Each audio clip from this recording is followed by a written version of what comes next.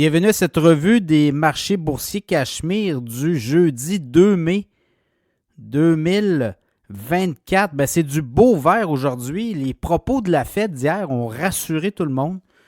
La Fed quand même a été assez claire. Il n'y aura pas de nouvelle hausse de taux, mais on pourrait rester là pendant un certain temps. À tout le moins du côté de Wall Street, tout le monde était rassuré. Alors, le TSX en hausse de 0,4 21 823. Le S&P 500 en hausse de 0,9 5 064 points.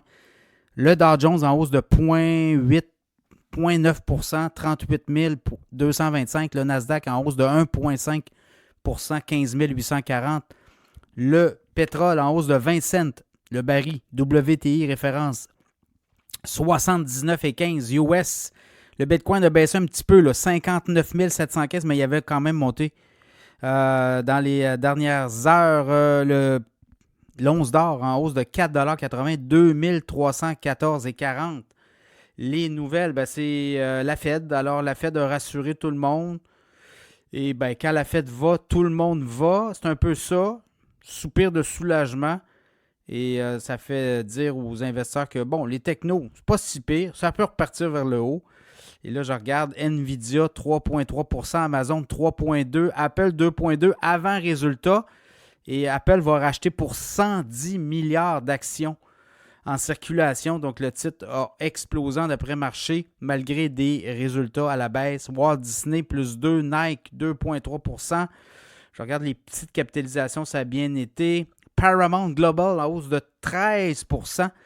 Offre d'achat d'Apollo actif, c'est un fonds de gestion, un gestionnaire d'actifs, voudrait racheter Paramount pour 26 milliards de dollars. Je regarde un peu Moderna, 12,6 % de hausse. Et également Avis, 20 %. Avis c'était fait brasser. On avait mis en vente on avait acheté beaucoup de Tesla, de voitures électriques, et ça ne semble pas être la demande pour les... quand les gens veulent louer une voiture, ils veulent des voitures performantes, mais surtout qui sont capables de faire du millage et avoir pas courir après des bornes de recharge. Donc, Avis monte. DoorDash s'est fait ramasser, moins 10 %. Et du côté canadien, BCE baisse des profits de 42 %. Le titre a baissé de 1,3 %. Quand même un dividende de 8,8 % pour BCE. On n'a pas entendu qu'ils voulaient couper leur dividende, donc ça a peut-être rassuré des investisseurs. Et Air Canada, vous l'avez vu, perte de... pas une grosse perte, là, mais quand même. On a des hausses de coûts, de dépenses importantes chez Air Canada. Le titre a baissé de 8,4 % à la bourse, 18,75 $. Voilà. Aujourd'hui est un jour, demain en sera un autre. On va avoir d'autres résultats financiers. Ça va être intéressant de voir comment est-ce que la tendance à la baisse du mois d'avril va se répercuter. À date, c'est mi-figue, mi-raisin là, pour le mois de mai. Mais quand même, pour avoir des surprises, est-ce que le mois de mai sera bon? Est-ce que l'adage « Sell in May and go away » tiendra?